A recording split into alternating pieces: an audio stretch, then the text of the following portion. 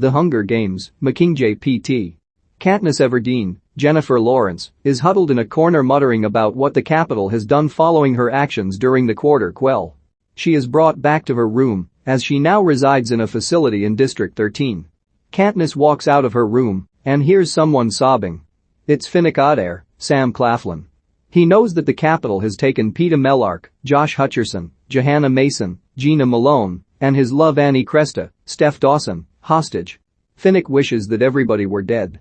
Katniss's sister Prim, Willow Shields, is brushing Katniss's hair when Colonel Boggs, Mahershala Ali, enters and asks Katniss to follow him.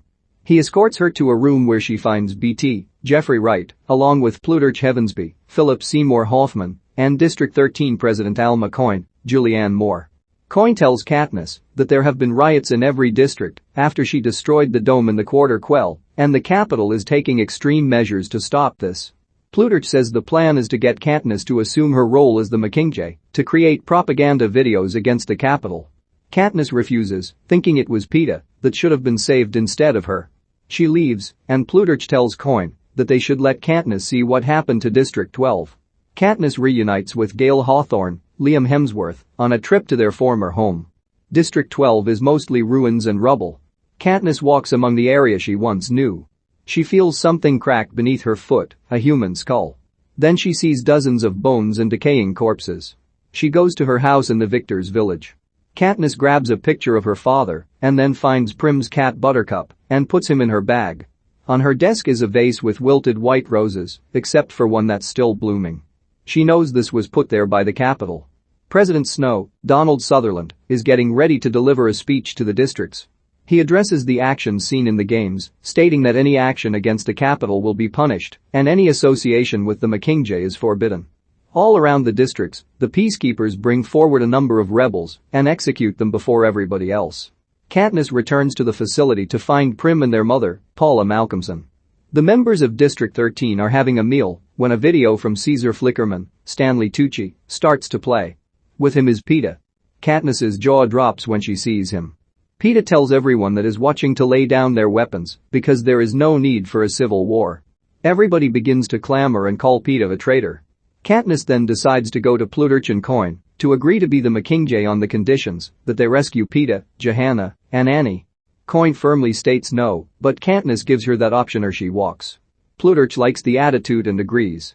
Katniss also requests that Prim gets to keep her cat. Plutarch goes to Effie Trinket, Elizabeth Banks, who is hiding in District 13 as a political refugee. She refuses to leave her room dressed the way she is, not glamorous. Plutarch says they can easily find another escort for Katniss. Coyne gives a speech to the members of District 13 about Katniss's conditions. Katniss tells Finnick that she made sure to mention Annie. The members are none too happy when the demand is made to pardon Peeta for his involvement with the Capitol. Effie joins Katniss and Gale for a meal. She gives Katniss a folder with the final designs of their fallen friend Cinna. It's an outfit made for when Katniss decided on her own to become the Mockingjay. And it is a note that says I'm still betting on you.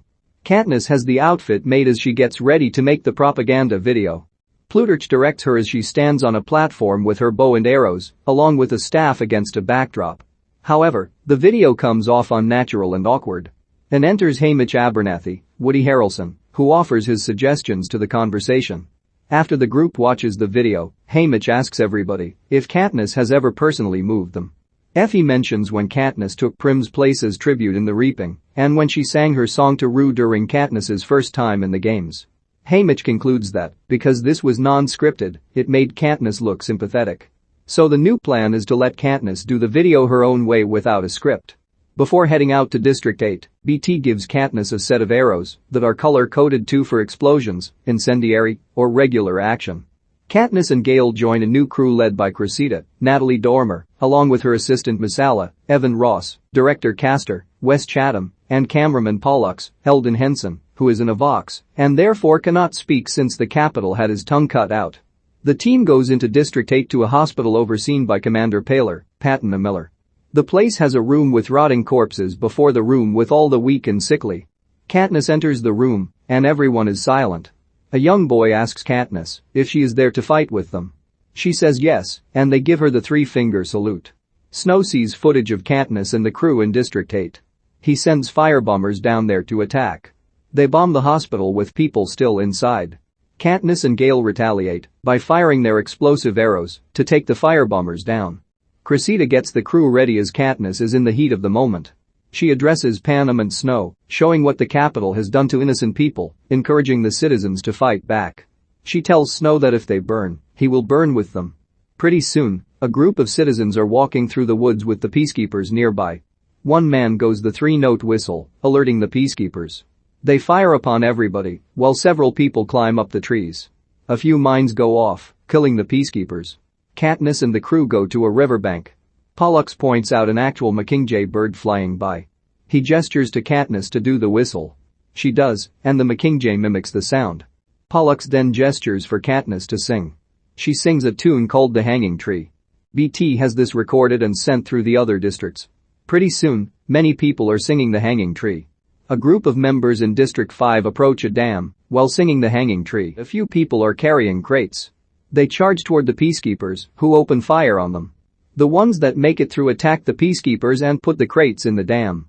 They set them off, which obliterates the dam and cuts off power to the Capitol. District 13 sees another video from Peeta. Katniss is horrified to see him looking gaunt and sunken-eyed.